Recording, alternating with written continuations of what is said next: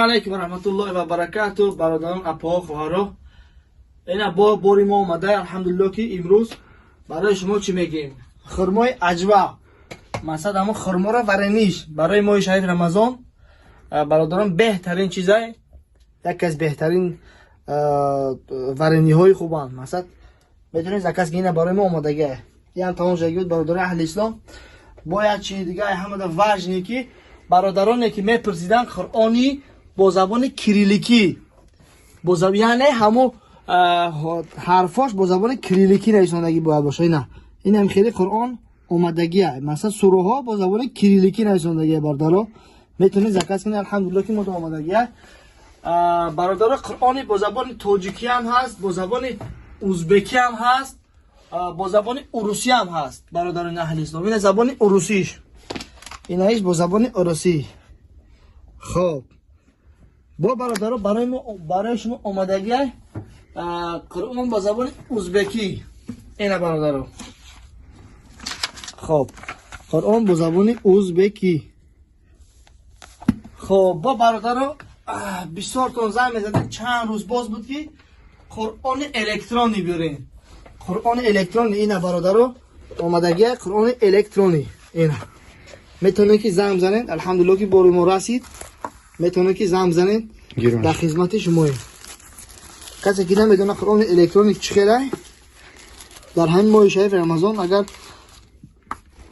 بسیار تون در هم خونهاش تگه مثلا میتونه که این را دسترس کنین روی ای مثلا یاد گیرین چند لفظ داره. اعوذ بالله من الشیطان الرجیم عبدالرشید صوفی این عجبا چشم علیش میکنه المنشاوی مع الاطفال. خوبش چیه که مقصد با قطعش هفت یک داره قاعده بغدادی داره مقصد همه باروچکا مقصد کار فرمونده میشه و فرزندهاتون انشاءالله یادگیریش آسان میشه. بعد خیلی صحیح خوبش این است که مقصد با چند زبانه با زبان تاجیکی خمو هسته که و زبان دری که میتونیم معنای قرآن با پورگی انشاءالله اسخط کنیم رمضانی. اینا برادران اومدگی قرآن میتونه که زکات کنه الحمدلله که بهت قرآن خوبان انشاءالله. قرآن ترکیه اومدگی انشاءالله نگاه کنید برای پدرکا کدمی که با پدر مادر رو میکنه انشاءالله هسته. یکی برادران باید چی دیگه ایدون نبروی حوزی در رو بگم شه برادران اهل اسلام برای ایمینه کپسولا برای زرینی ای ترکیه اومدگی برادران اهل اسلام ایمینه برای زرینی. کسی که میدونه چی داروی اینا مخمون چند قبض بود 18 کرده سردیم الحمدلله که امروز دسترسش کردیم. میتونه که زنین دسترس کنین مقداری کم موندگی. کسی که زرینش پسته میتونه که زکات کنه. باز چی اومدگی برادران اهل اسلام آبای زمزم. خب آبی زمزم اومدگی برادران اهل اسلام کلونش مثلا با 1 لیترش حاضی ماه شریف رمضان اومده است میتونه که در همین آوا گیرین هر بگونه یک مقداری که باشد مثلا تحمل کنین.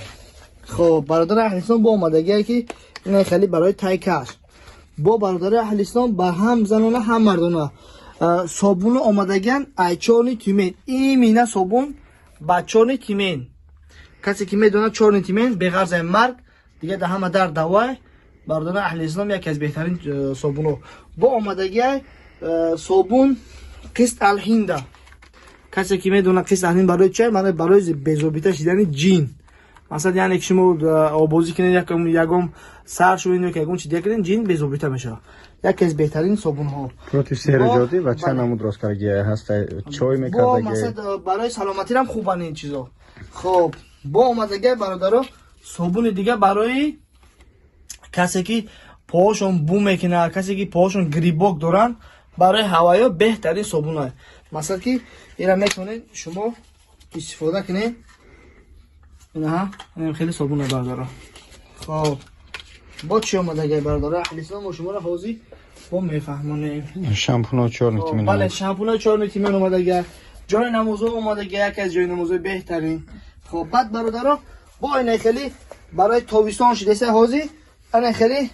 توقی میگیم خودمون یا که عرقچین میگیم یکی از بهترین عرقچینایی که مقصد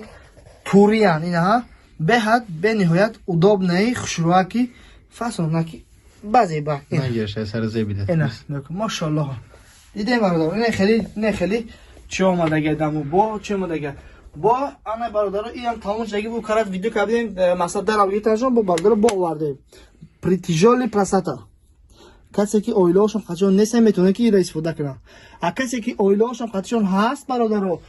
میتونن که ای استفاده کنن کسی که مثلا همه آدمایی که وقتی که مثلا فویزی همون وجه نمیرسه برای آدمایی که گودکدار نمیشون ایسوی پلاستاتا ایسوی خندکیشون میتونه که این نمود دورو خریداری کنن الحمدلله که دمو هست دسترس کنین خب برادرها 4 نیتیمن اوریجینالش 100% گارانتی قدی برادرای خمون استفاده میکنن برادرای خمون خلط نجی میکنن یکی از بهترین 4 نیتیمن اینا برادرها اومدگی ان شاء الله کلون مایداشون هست این اجمی خدمت سر کردیم ان شاء الله متاسفانه طولم نقلیت کنم اومدین امروز توپکا ان شاء الله نقلیت کنم خونو میذاریم کمپانی صلاح جامع و طرز اجیم یعنی چخل جبیدن روغن سیاه دانه و ان شاء الله پول میبروریم به هر یک کدومتون این همین روغن سیاه دانه چخل مقصد روغنش میکنیم تازه یعنی خلط اجیم ان شاء الله به هر یک شهر روان کردن در کار روان میکنیم ان شاء الله امروز توپکا ویدیوش میکنیم میبینید روز دوشنبه سه شنبه ان شاء الله است بعد برادر تاجو دمو اصلا میسواک که بیشنا رمضان اومده است مثلا به نهایت چیزی خوبه که میسواک زدن این سنت هم دندوناتون بازی میشه هم دندوناتون سفید میشه و همین میسواک با پاستاش اومده گه برادر اهل اسلام دمو پاستاش اینا میتونه که میسواک پاستاش خاطر شوتکا هاش اینا برای سیواک اینا برادر اهل اسلام الحمدلله که مثلا چیزایی که ناتورال نیان دمو اومدگی بعد برادر اهل اسلام برای مادرامون اومدگی برای اپامون خواهرامون سویچا برای پلاستیک برای گیمرای اروزیا کیستا میوما برای همه چیزو نه برادر یکم جای شرم چیزش نیست مثلا همین چیزا دمو اومدگی میتونی که دسترس کنی خب بعد برادر روغنی چی اومدگی روغنی کادو او کار دمو بود کپسولش تیکواره مثلا کادو اینا روغنش اومدگی برادر احزام میتونه که دسترس کنن اینا وره فرشتری هست ان شاء الله ویس گرفتم من تالین هست مثلا اینا بود چیف چی میگن بانکایی برای ویروسان پروتی ویروس مثلا اینا بختون بخونن اینا خیلی بانک اومدگی خب برادر اهل اسلام دلینی برادر اونا برای مود نبود برادر اهل اسلام اینا دلینی برادرم اومد الحمدلله که میتونه که زکات کنین در خدمتیم خب برای زنا اتاجب ما آوردیم این مینه پلاستیک برای پلاستیک چون مثلا کسی که میدونه چیز با چخله مثلا این برای زنا این مینه برای پلاستیک یکم جای شرم حیاش نیست میتونه که زکات کنه خب برای خراب شوی بوین خیلی کسی که دیابت قند داره کسی میتونه که همین همو دو روز زکات کنه هم خراب میکنه هم دیابت قند نمیمونه که بلند شوه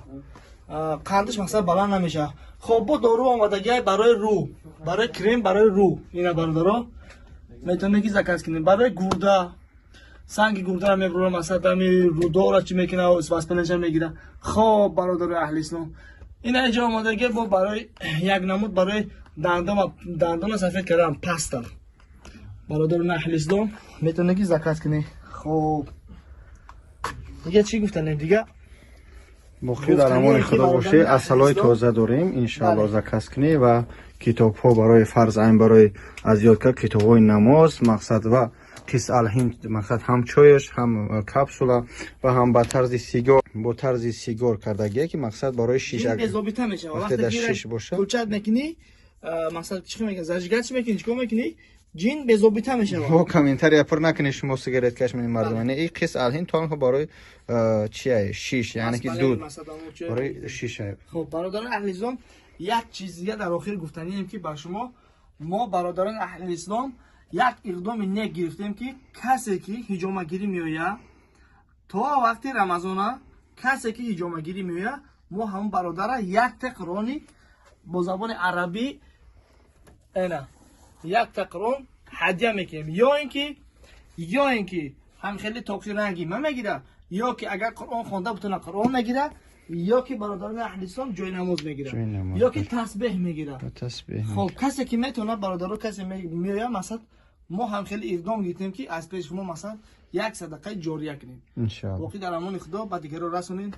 الله نگهبانتون باشه. سلام علیکم و رحمت الله و برکاته.